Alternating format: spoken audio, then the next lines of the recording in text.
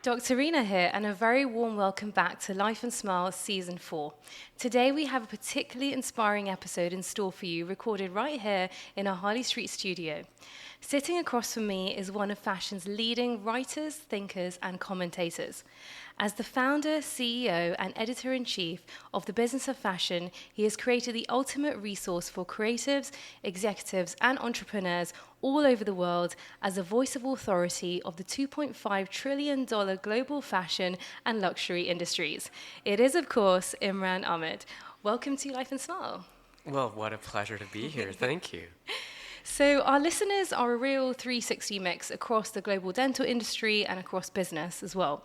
Here on the show, it's been so inspiring to hear the often contrasting sort of day-to-day routines and how leaders really make it work on a day-to-day basis. So talk us through, let's take it from the beginning on those early years on starting out and then sort of how your career progressed after that. So to take us to day one.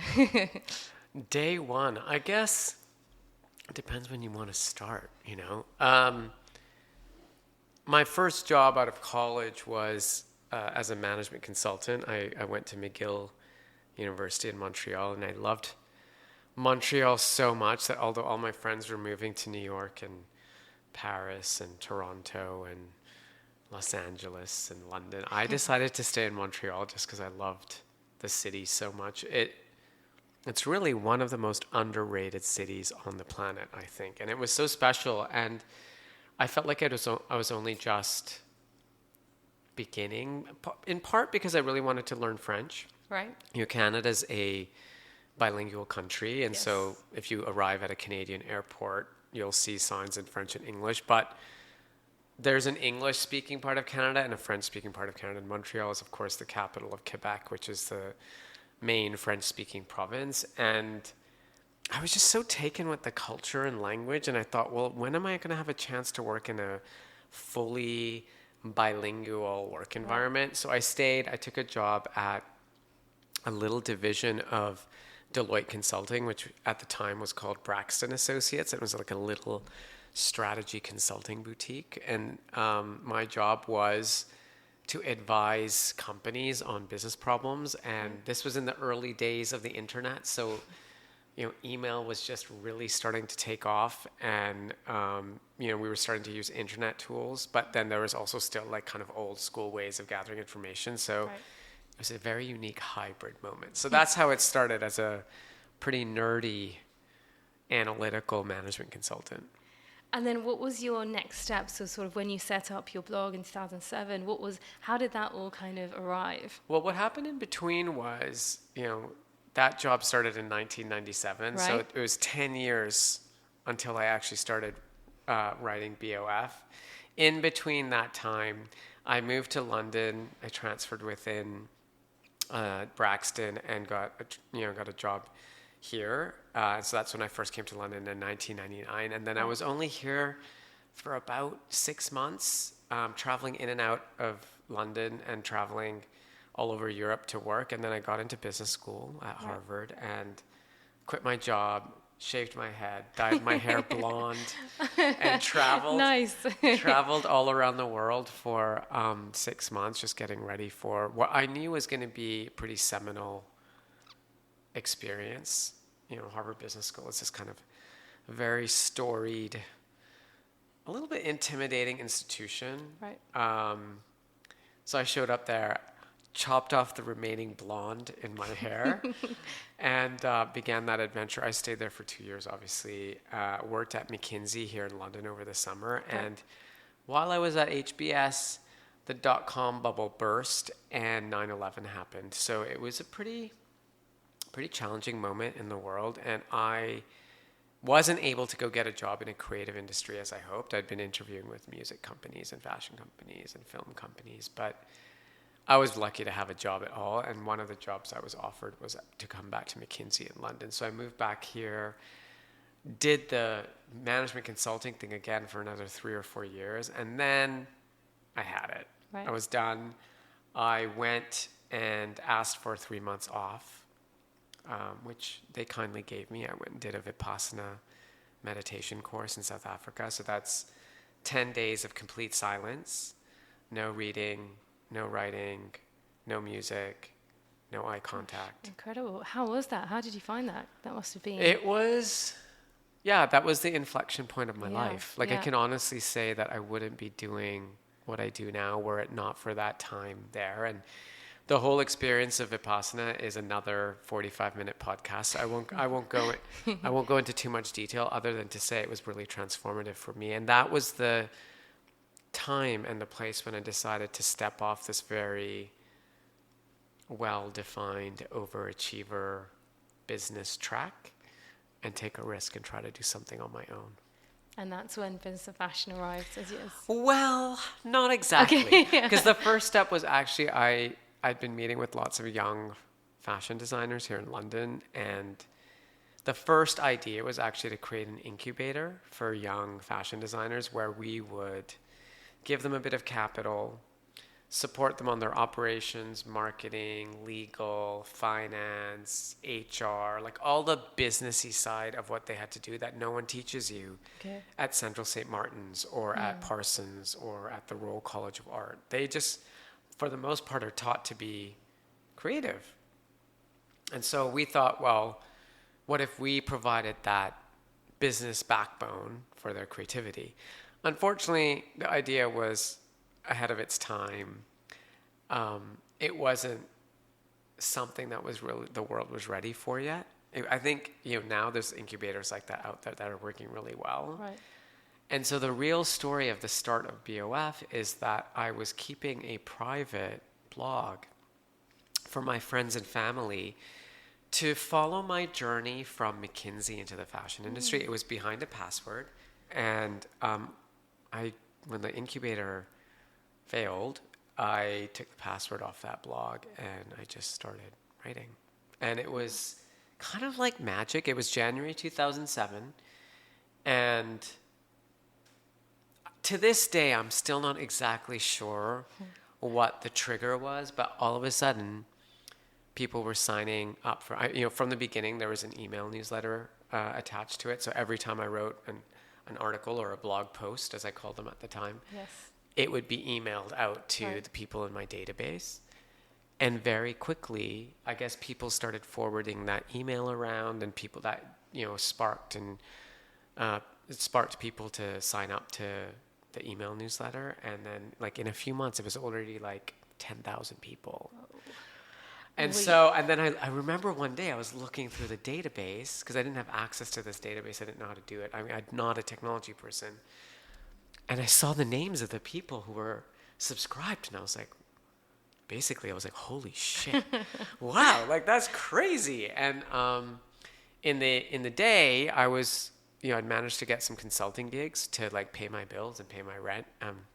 I'd had to downsize my life. I moved out of my really nice one-bedroom big apartment in Notting Hill to a much smaller shared flat with, another guy. And I was running BOF out of this little, apartment in Notting Hill. And during the day, I was, earning my living as a consultant. And what happened was like the more I wrote, the more people knew about BOF, the more people were interested in my ideas. And so I started doing speaking engagements. I started teaching. I started going all over the world and immersing myself in this incredible industry. And that, the reason there's a mantra at BOF about the global fashion industry. I think one of the first things I really learned that wasn't really reflected in fashion media was that fashion wasn't this industry that was like, isolated to Western Europe and North America. As fashion is a global industry. It touches people all over the world, Most of the people who make our clothes are people of color in the global South, mostly women. And the more I traveled, the more I learned, the more inspired I was, the more ideas I had. And it just kind of grew from there. Wow, what a story. I mean, that must have been such a amazing feeling reading those names, thinking, wow, these people are listening to my story and you're getting such amazing feedback. When was the point then where you sort of tipped to like, okay, this is what I want to do now full time? It was when I couldn't manage it all on my own. I mean, by 2012, I had one full-time assistant, and I had an editor that was working with me part-time in New York. much better writer and editor than I am because I wasn't trained as a writer. And we had contributors all over the world. But I was also overseeing developers, and I was just doing, I couldn't, Lots of I just everything, couldn't yeah. do it anymore. Yeah. And one of my best friends said to me, she said, Imran, you need help. Around the same time, investors started approaching me saying, well, what are you going to do with this blog? And I actually never thought about it as a business. Like it wasn't, I didn't sit in my apartment thinking, oh, I want to create a media company. Like it was never something I had aspired to do. Funny story though, a friend of mine from elementary school got in touch with me recently and shared some pictures with me of apparently a newspaper I was editing with her when we were in elementary school, which I'd completely forgotten about. And her mother found it in her storage somewhere, and she said to me, she's like, you were always meant to be doing this job, which is kind of crazy. It was always inside you, for yeah, sure. so that like lack of ability to manage it on my own, plus kind of inbound investor interest, made me realize, wow, well, maybe instead of trying to build a consulting company, I should be building a media company. So that's when it changed. And then with your writing, you mentioned you sort of weren't as good as you are now. How did you learn? Did you just learn with experience and time, or how did you get better at the craft? Writing is a craft. Yeah. And with any craft, you just have to write. Practice. The more you write and read, yes, the better you are. And by this stage, I'd probably written 500 articles, pretty in-depth stuff. I'd started writing for the Financial Times. I'd written for Vogue. I started writing for professional publications. Yes. I started working with editors. I didn't even know what an editor was. And editors gave me feedback on my writing, and I understand, oh, this is how I'm supposed to be working as an editor, because I was an editor too, but I didn't know what that really meant. But really, the best way to become a good writer is to read a lot and write a lot. Right. And business fashion has now become this multi-million, strong community over 200 countries, which is so impressive. And as you mentioned, the fashion industry, it's global, it's constantly evolving. From everything you've done so far, what have been your sort of personal favorite projects to be involved in, or topics sort of across your role? Or is it harder to pick? Well, I guess what I'd say is my favorite part of my job is doing what you're doing now. It's just meeting people and hearing their stories. Like, it's such a privilege, and the people that I get to meet, I've interviewed Yohji Yamamoto, and I've interviewed Karl Lagerfeld, and I've interviewed Kate Moss, and I've interviewed Malala Yousafzai, and I've interviewed Serena Williams, and I've interviewed Kim Kardashian, and I've interviewed the people shaping the culture and world we live in, and to have the time to sit down with those people and learn from them and hear their stories and get advice from them and kind of tap into their expertise, the craft and work that they've been focusing on, that's a real privilege. No, absolutely. And I feel like with podcasts, you get that deeper conversation and connection with someone, which you don't normally just do over a coffee. So sharing stories, I guess. Is there been any kind of recent stories that have really stood out for you on your platform? I guess, the thing that I'm obsessed with right now is artificial intelligence. I just finished writing my weekly newsletter. Yes, I get those. They're brilliant. Did you start getting brilliant. it? So today, absolutely brilliant. Thank you. Today, I just started writing again like 6 weeks ago, actually. Yes, I remember you mentioned the other day. I'd stopped writing. Yeah. Because I got so busy Yes. with managing like 100 people and like the whole operation. But it's been such a pleasure to start writing again. And there's these little obsessions I have. And what I found back in the early days, which I'm finding again now, is like, the process of writing is actually, for me, not just a creative process, it's also a clarification process. The act of writing things out and having to communicate what's in my head to other people helps me to clarify my own thinking. Yes. And that's amazing. That is. And so right now that topic is AI, AI, that I'm like, yeah. so I'm just like so curious about it. I'm like, wow. Yeah. So I've been playing around with like Midjourney and ChatGPT and Yeah. Bard and, just trying to get a sense of like, well, how is this tool going to reshape the way we work, the way we Yeah. live, the way It's the a really world works. interesting one, yeah. It's so fascinating right now. Yeah. So that's my current obsession. Definitely one to watch. Looking back at your career, in terms of, you mentioned it possibly wasn't something you imagined yourself doing today, but kind of is in a way. Is there any advice looking back that you'd give to like your younger self on, what you've done so far, or anyone at the start of their career sort of embarking and aspiring to a similar journey? I think the most important thing for anyone seeking to lead a life and work with purpose is to start by really understanding yourself.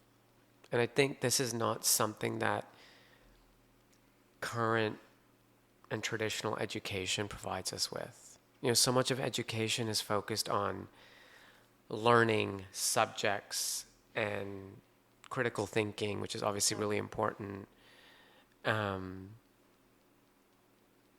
But if we don't learn about ourselves as well, then it's very hard to make the connections between what truly motivates us, what our talents are, what our interests are. And if you can't connect your talent, your interest, your passion with your work and your education, then you miss the dots, and the longer it takes to connect those dots, the longer it takes to find that life or that work that really fills you with joy.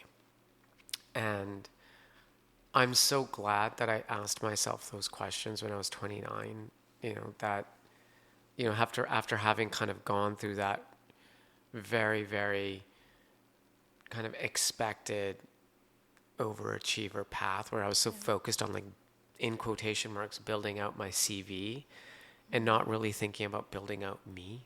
Yes. And so my advice is to, make sure you focus on really understanding yourself and, the things that really spark joy for you.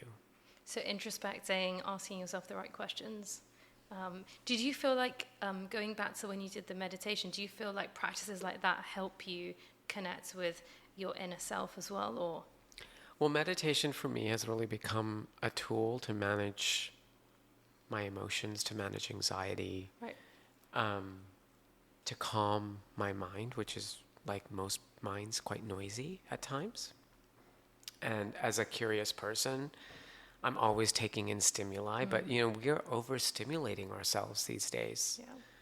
Yeah. We have so much stimulation, and you can't really, like, if you're constantly taking information in and you're never taking time to just, like, let your mind and your body rest, Yeah. you don't get any clarity. You're just, like, bombarded with stuff. So, yeah, for me, that's what meditation does. It doesn't give you answers, but it's a tool to help you process large amounts of information, to process your emotions, and to kind of make it in this, like, really chaotic, noisy world that we live in. It's a lot. Yeah, no, completely agree. What's been your proudest moment to date? Like, from everything, was it when that moment when you said, okay, I'm now going full-time business fashion? What was your sort of proudest moment? I don't really have a proudest moment, but what makes me feel really connected to my work is when I get a DM from someone who, might be struggling or sees a little bit of themselves in my journey. And because I've been more open recently, especially recently, about, my own struggles with my identity and various challenges I've faced along the way, that sharing a bit of myself helps someone else. And, it's gotten to the point where, where I'll be in Japan or I'll be in New York and someone will stop me on the street and, like, they'll say, oh, I listened to your podcast and it really helps me, that gives me a little pride. I'm like, I must be on the right track. No, absolutely. I think you're such an inspiration for so many people globally. How do you keep yourself inspired? Like, do you have a mentor? Do you read particular things that keep you inspired? Because obviously your day to day is very hectic, and every time I see you, you're still smiling and always positive. How do you keep yourself in a good space? Well, in part because I have these habits, healthy habits. Right. I really think in order to lead the kind of life that I have, like I went through some burnout, and I went through an episode of shingles and like lots of signs that I wasn't taking care of myself. So I've spent quite a bit of time, like maybe it's been like 10 years now, really thinking about my own health and wellness.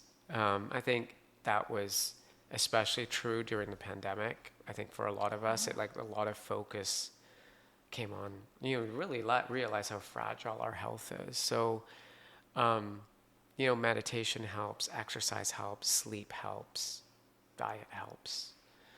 And, I'm not perfect, and I have my tough days like everybody else. So I also try to not be too hard on myself. Yeah. Like I'm by nature and by training and by upbringing a perfectionist. And I think probably I was really, really hard on myself when I was younger. So now I try to give myself a break. I'm going to make mistakes. Yeah. I'm going to not be the best version of myself in every interaction. I'm going to let people down. I'm going to say something I shouldn't have said. And that's okay. As long as I learn from it and I'm aware of it, Yes. and that, the next day, I try to do better. Yeah.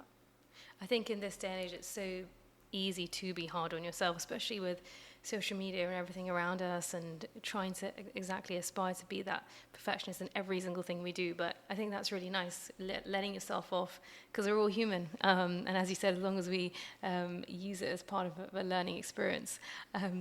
Just with your day to day and like week to week, do you have a typical day in the life of Imran? Do you have a typical week, or is it just give us an idea of sort of, because every time I speak to you, you're doing different things, different projects, traveling the world. Is there a typical kind of day or week? Or I'm everything? trying to create that, Okay. like as much as it's possible when, as you say, you're constantly traveling and there's a lot of variety, and I think that's what keeps me excited, Yes. and I think I was really happy to get some rest during the pandemic and during lockdowns because I needed it. I realized I was really burnt out. Excuse me. But then I have to say, after a while, I was like, I really, and this year, my partner Nikhil and I have been able to travel again, and we've gone to Egypt and Kuwait and Sri Lanka and Thailand and Milan and Paris and Los Angeles, and and it's so stimulating. So like I have that, but while I'm traveling, Yes. I'm like, am I sleeping enough? Am I eating enough? I have like little rituals. Like there's certain things I take with me now, like the same eye mask and Nice. like the earphone. Like there's just certain things that you need to have Yeah. to make you feel like you're going through that ritual of going to bed. Yes. I really, really am prioritizing sleep a lot more than I used to. There's these interviews I did, before the pandemic where it says, oh, he gets up at 4 a.m. and he starts working. And it's true. I used to get up so early. Even as a youngster, like I put so much pressure on myself when I was in school. I used to get up at like 4 a.m. to study before tests. My mom used to get up and quiz me, and I just fell into this habit of just like, I've always been an early riser, Yes. but now I'm trying to just, like today, I woke up at 6:30. I checked my Aura ring.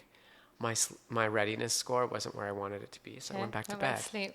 Amazing. And like that, just like that prioritization of taking care of myself, Yes. I am not going to be able to do my job. I'm not going to be able to be a good leader. I'm not going to be able to be a good partner. I'm not going to be able to be as good as I want to be if I'm not taking care of myself. For sure. Yeah, no, absolutely. So, last question we ask all of our guests, and you kind of mentioned a little bit, like in terms of your IMAR, certain things you always have with you. But if there are three things, say, on your desk when you're doing your blog, or you're kind of at home or in the office, what three things would be part of your sort of mini survival kit? Well, I still take written notes. I was just actually, like, this is maybe not too much information, but I was just, we were just reorganizing my storage, and I found all of my notebooks and calendars going all the way back to university. So now they're all together in one box, which is, amazing, for my OCD brain, like, really exciting. Because, like, one day when I sit down to write a book, like, it's just going to be really useful to have that. So I always have a notebook. I actually have a microphone exactly like this on my desk because I record almost all my podcasts virtually because our guests are all around the world. Yeah. And so there's one of these microphones. And, the third thing that I always have with me is, sadly, your phone. But, like, my whole business was built on your phone? Wow. Yeah, I mean, I built it on these kinds of devices. Like, if it wasn't for this... The first iPhone came out in 2007, which was, it was June 2007, which is 6 months after I started writing BOF. Right. And if this device did not exist, I can tell you BOF would not exist. So I have to give it some credit. Probably not that, like, as the most interesting response to that question that you ever had. No. It's the basics are very important. Notebook, mic, phone, of course. Those are the tools of my trade, I guess. Yeah, absolutely. Thank you so much, Imran. You've been absolutely amazing. I feel so privileged to have you on my podcast. For the guests, so for the listeners, tell us, is there anything coming up we should stay in tune with? Obviously, you've got your newsletter, which is a brilliant read. The thing I would say is, like, we have the Daily Digest newsletter, which comes out Monday to Saturday. And Saturday is my weekly briefing. And it's not really about fashion exclusively. It's just about whatever's on my mind. And as I said, this week is an AI. The second is a big project we do every fashion week in Paris in September, October. It's called the BOF 500. And that's our collection of the most interesting, influential people shaping the global fashion industry. So stay tuned for that. And my favorite thing of all is BOF Voices, which is our annual gathering for big thinkers, mixing the leaders, creators, and disruptors of the fashion industry with the most fascinating people from outside. And it's my special place, my happy place. Thank you so much. I'm sure we'll all be following all of those exciting things and looking forward to having you back on Harley Street very soon.